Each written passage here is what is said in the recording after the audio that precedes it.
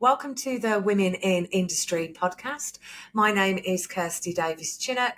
We are now on series 3, can you believe it? And today I am joined by the wonderful Alex Knight, who is the CEO and founder of STEMazing. Alex is a chartered engineer, fellow of IMechE and fellow of the Women's Engineering Society with over 15 years experience in systems engineering, asset management and project management.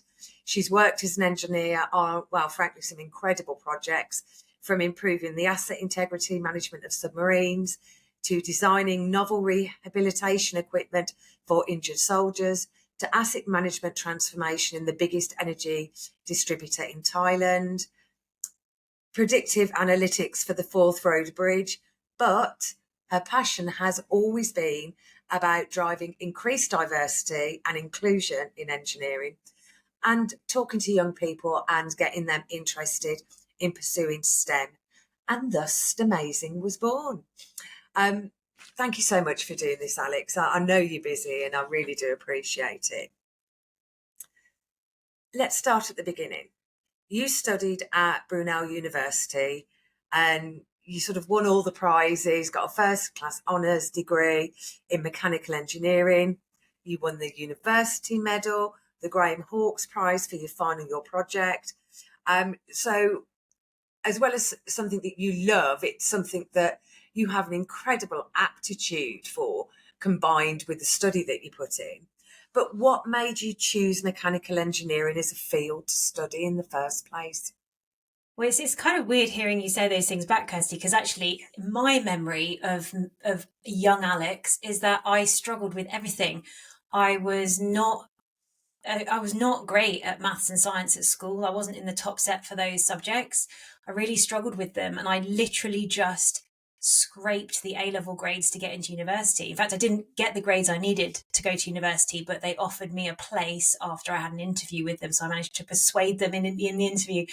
Then once I was at uni, it kind of clicked, and that's, I suppose, when I had my independence and I could focus as much as I wanted on my studies, and it all made sense. So hence I got good grades in the end, but it didn't start off that way for sure. So it's not like I'm one of those natural people who just like gets amazing grades without having to work hard for it. But why did I choose mechanical engineering? Well, lots of things came together, I suppose. One key pivotal moment was a physics teacher at school saying to me, engineering opens doors.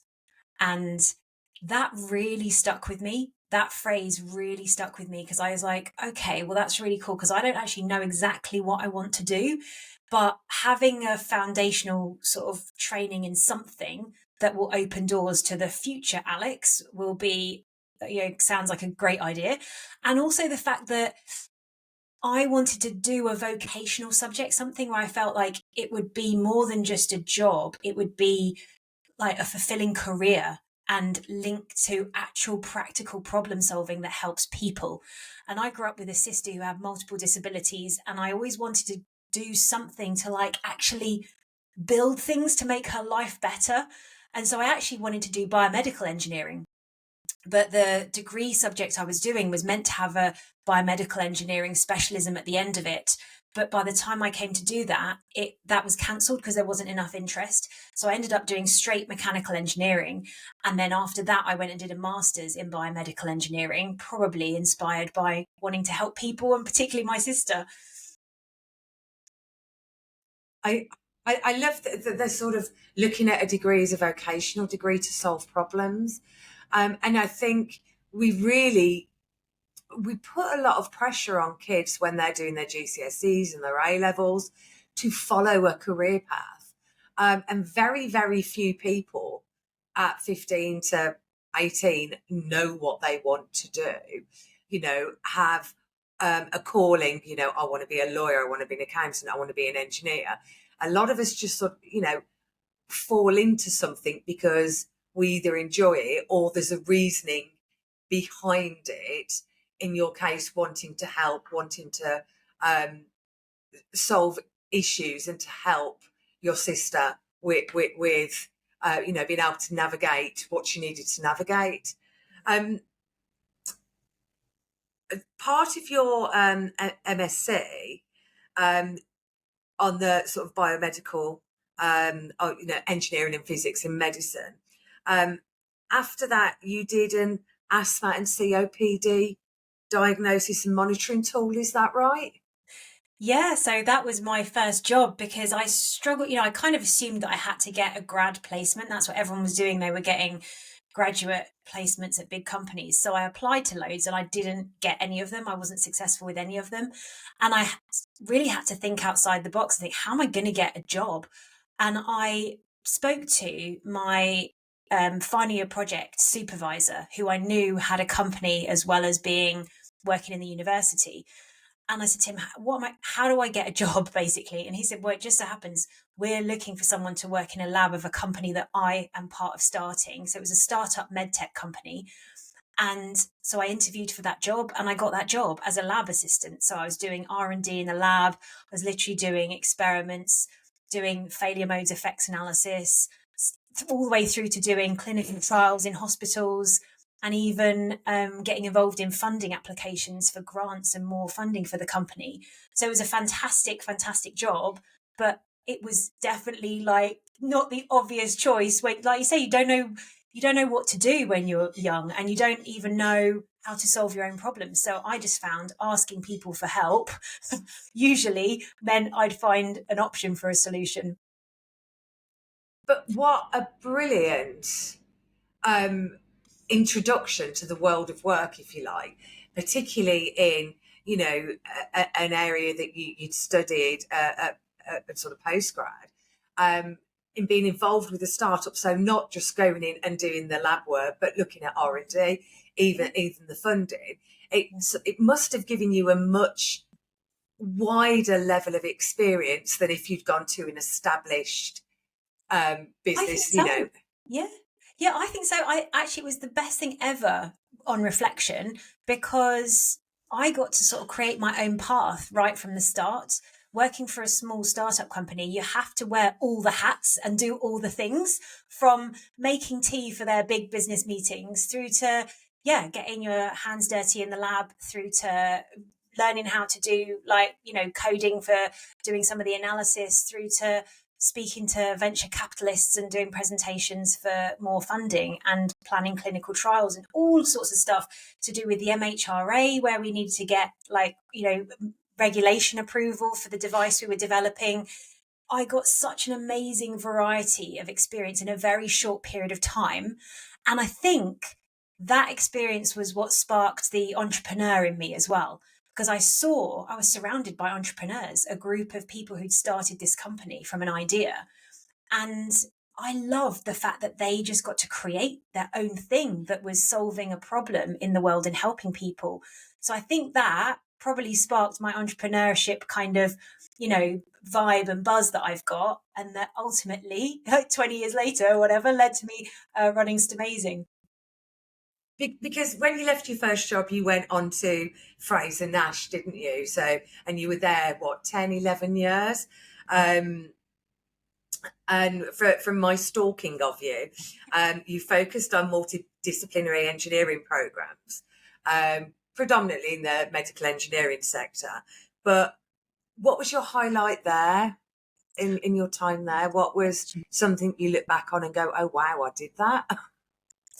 Gosh, it's hard to choose, because actually that was such an amazing experience. 11 years, yeah, I was there. And when I joined that company, I thought I joined consultancy from the medtech startup, because I thought, I don't know if I want to just be in medical now. There's a whole world of engineering out there. And if I work for consultancy, I'll get to test different engineering sectors, different industries, and test if I really want to do health and medical, or do I want to do something else. So I thought I'll go and do that for a couple of years.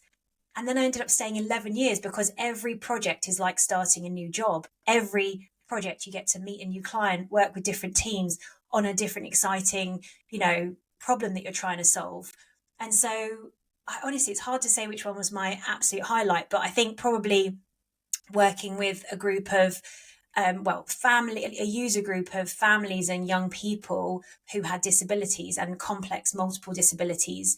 So we were designing a novel wheelchair for the young people, that was better than what they had available to them on the market. And we had to we were doing like the concept stage of it, where we were gathering all their requirements, understanding what they liked and didn't like about their current wheelchairs, and doing a design process with them. And I absolutely loved that, talking to real people about their real lives and trying to understand how engineering can help them.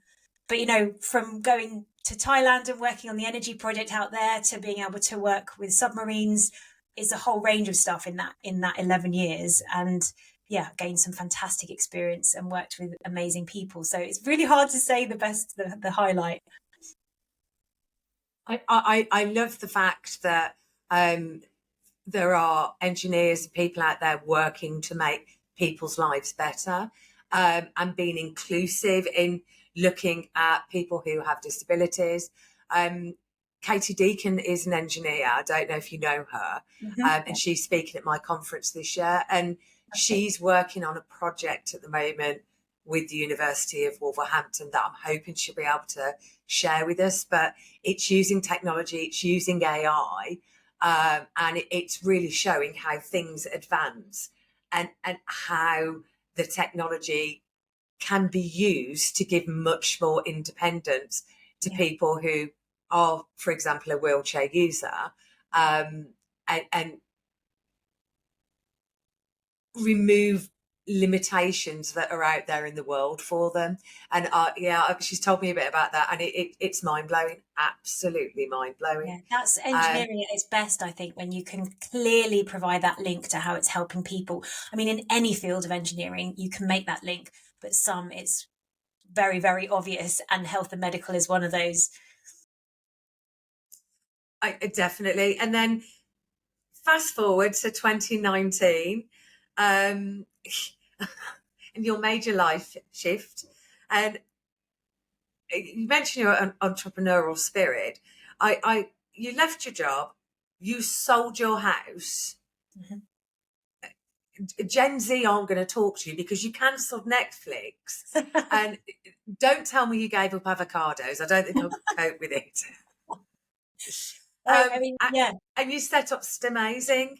Why then? Why did you sort of jump off the cliff? Wow, and it did feel like jumping off a cliff, honestly. Yeah, you've got that metaphor right. Yeah, I know. Yeah, I mean, I'd had this kind of, I suppose, like thing that was brewing in me for a very long time, in that being a woman working in engineering in the minority, and also being an active STEM ambassador and going into schools and still seeing the lack of awareness of what engineers are and what they do.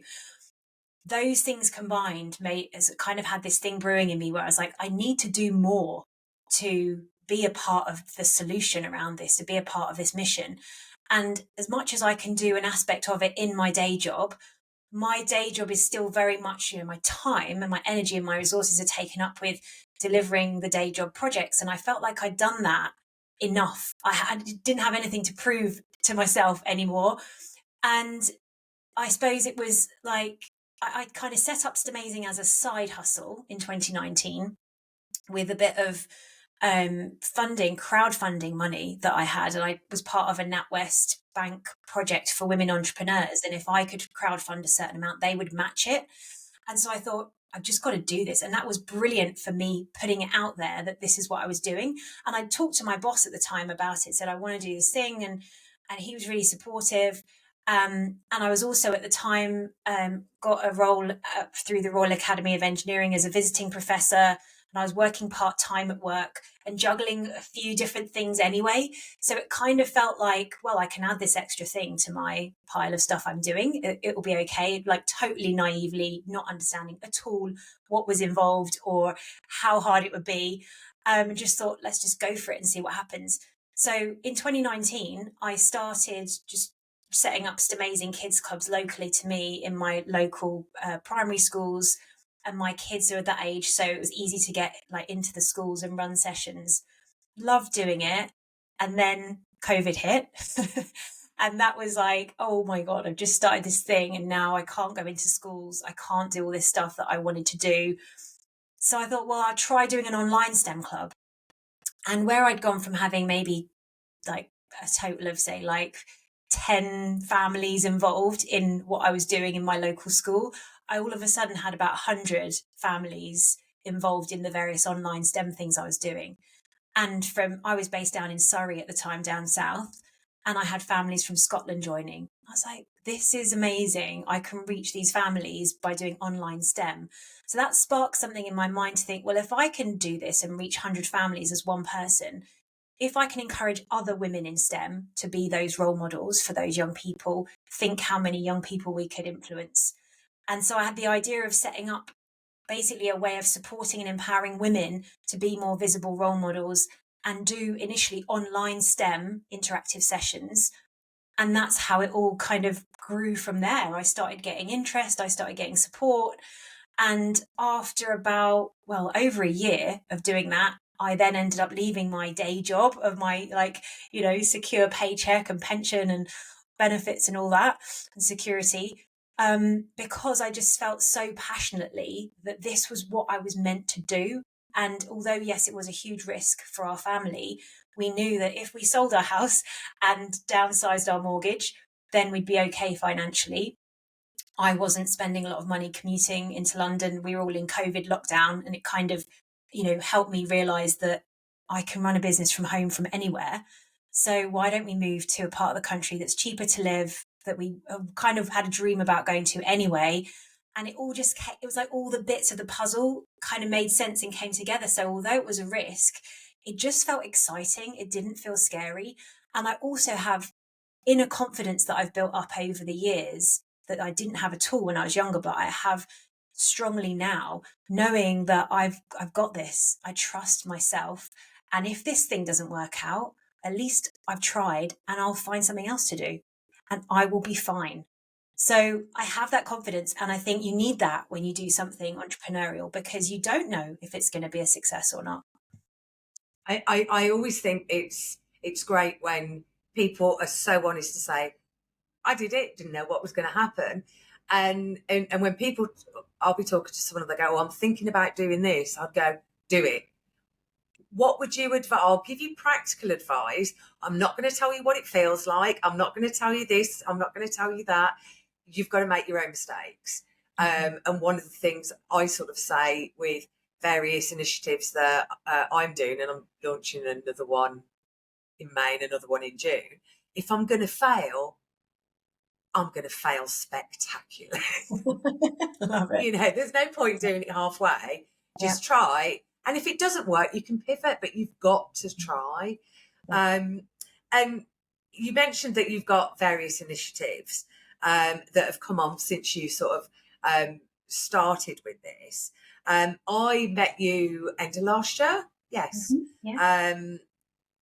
You facilitated a mentoring mentee program through the foundation industries that you facilitated through STEMazing. I think you're on the second cohort now.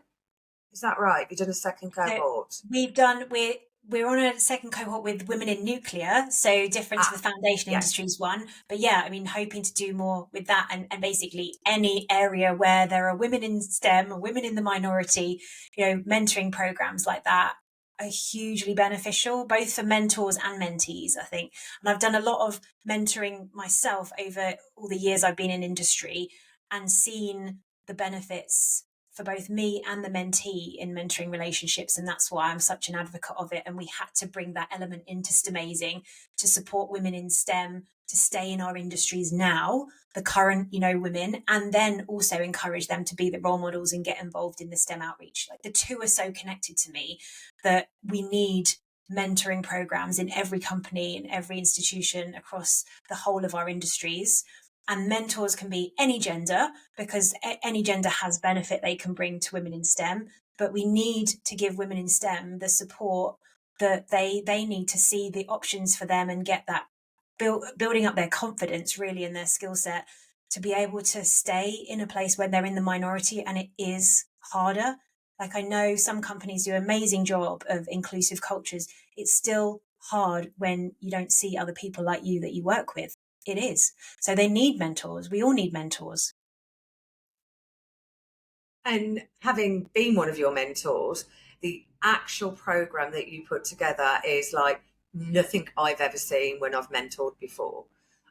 Because, and I have to say, it's so beneficial.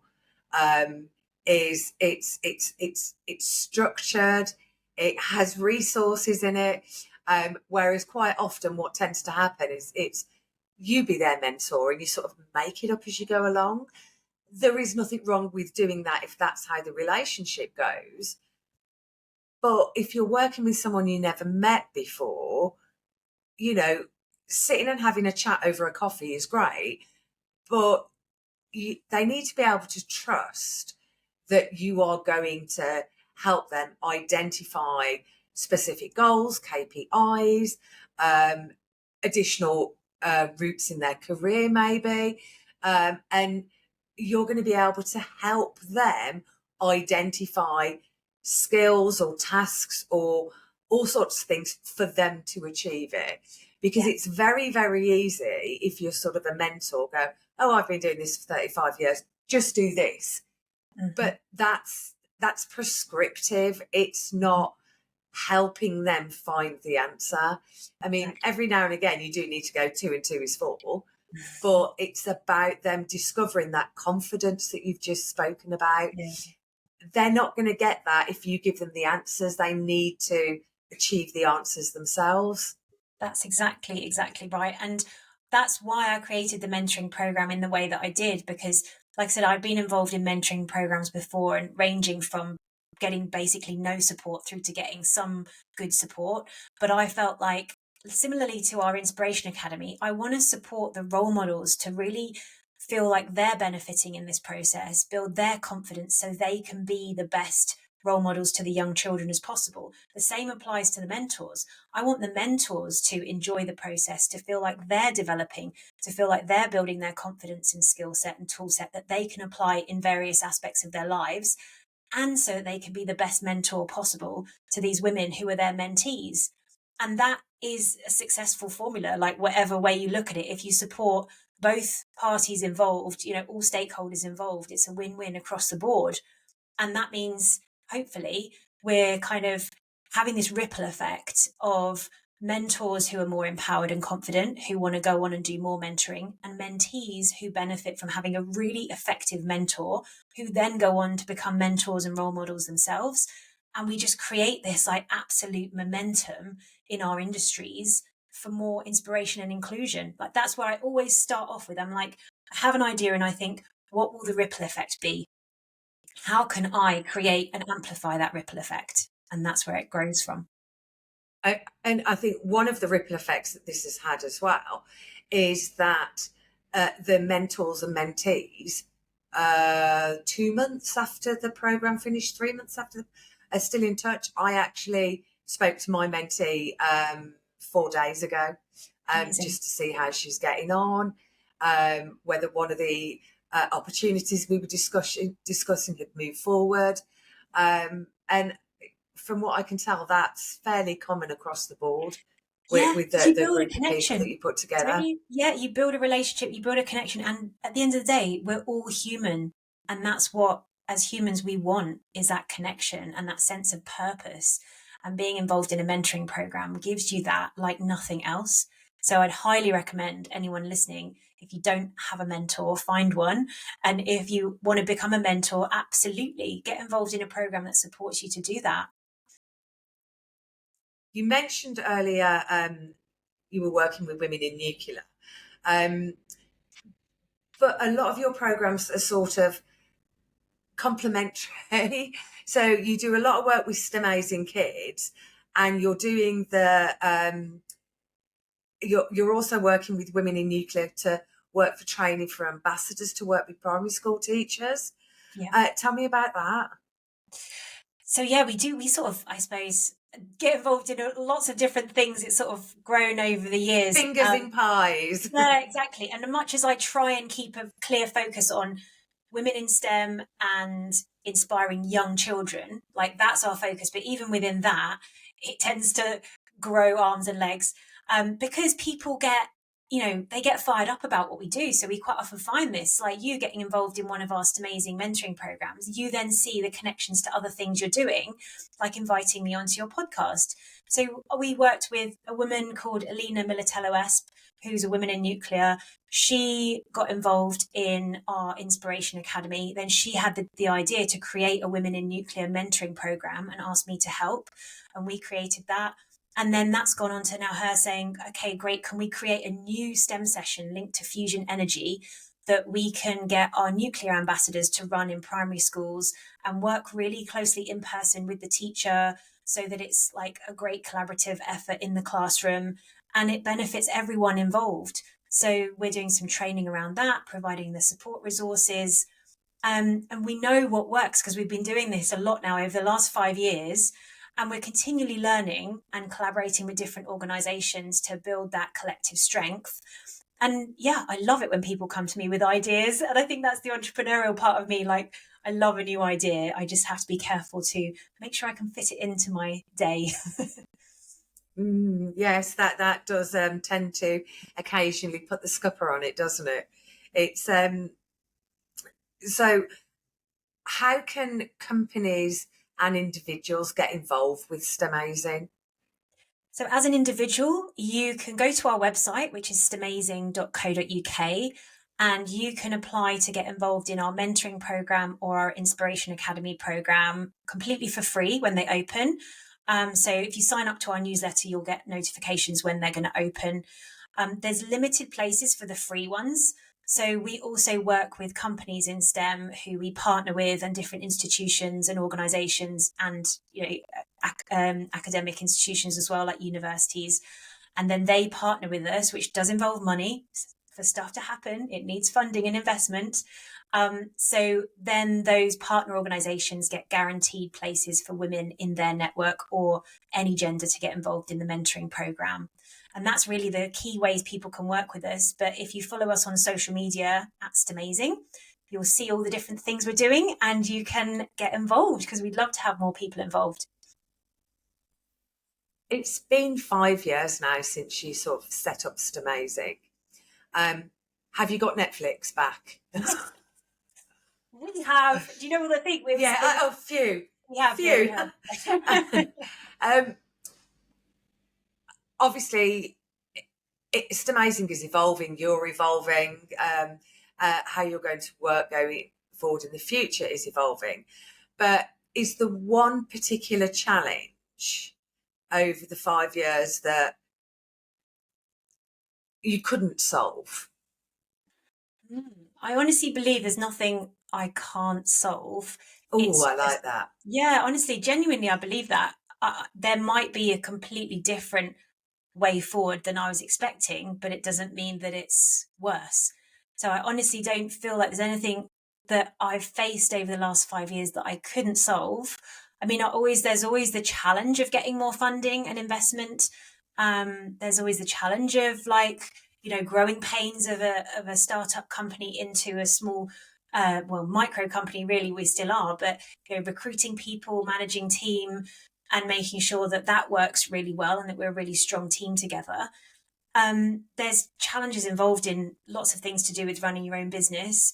But I honestly believe that if I keep that core value of why I started this in the first place, and I don't ever let that go, that we'll be a success because the world needs us. Definitely. I saying that, I worked with a coach and a peer board for about 14 years, a really long time. Hi, Julian. Hi, everyone at TAB.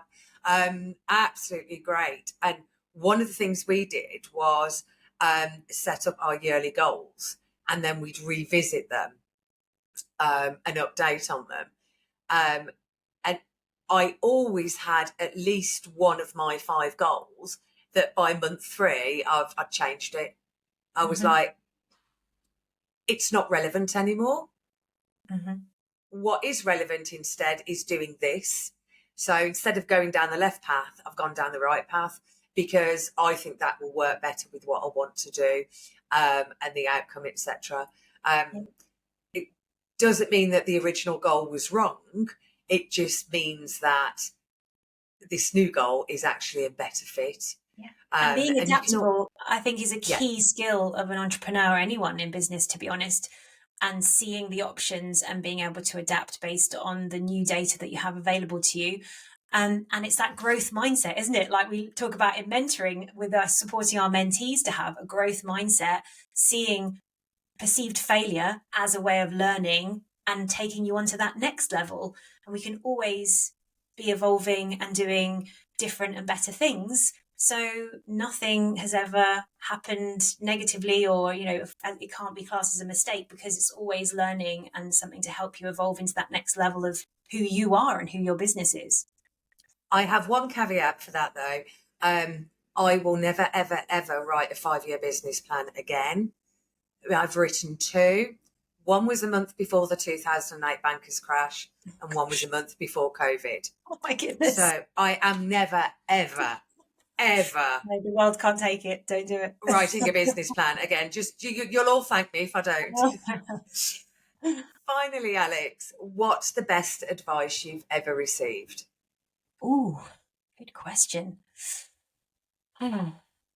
I was told by a counsellor I had, actually, because I got some professional counselling therapy in the time when I was leaving my sort of career, if you like, to start STEMazing, to help me with an external perspective on my life, so I wasn't too overly influenced by other people's agendas. And actually the therapist said to me, you always have a choice with where you spend your precious time and energy. You can let go of what doesn't serve you anymore and move towards what does serve you. And I feel like I do that on a daily basis. I'm like questioning, is what I'm doing now serving me, serving the person that I want to be and the impact I want to make in the world? And if it's not, I can choose to let it go. We always have choices. We do. And I think that works really well, particularly in this day and age, and particularly for everybody, but particularly for women, because we tend to take on a lot of unpaid labour, is that you can sit down on the sofa and do nothing for an hour with a book or Netflix or your phone or whatever. You don't have to constantly be doing something. You can sit down, and your body needs to rest. Your mind needs to rest. You can't be doing something all the time. And I think particularly for younger people, now everything is so instantaneous, that's a habit we need to teach them, is to rest, because otherwise they're going to be plugged in for 24/7. Yeah, exactly. And it's the lies we tell ourselves, like, oh, I'm just a busy person, or I'm an overachiever and I have to work harder than everyone else. We tell ourselves these things which then perpetuates those habits and that behavior, but we don't have to say that to ourselves. We can let that go. I was meant to be doing some work last Sunday on a new project I'm working on, and I had a call on Monday. Have you done it? I went, no, I sat in the garden. Didn't touch it. I'll get to it. It'll be done before the deadline, but I sat in the garden and read a book. Didn't even do the gardening. I just sat there. It was great. Loved it. And isn't that amazing that you can give yourself permission to do that? Because a lot of people can't. And that's the role model that you are and the mentor that you are, that other people can look up to and say, actually, that's okay to do that if you need to. You have to do it. You have to. What's the phrase? You can't pour from an empty cup. If you're going to burn out, then you're no good to anybody, least of all yourself. So we owe it to ourselves just to let go of what doesn't serve us. Yeah, exactly. Thank you so much, Alex, for coming on the podcast. I really appreciate it, and it's been wonderful to catch up with you. Great to chat to you. Thanks, Kirsty.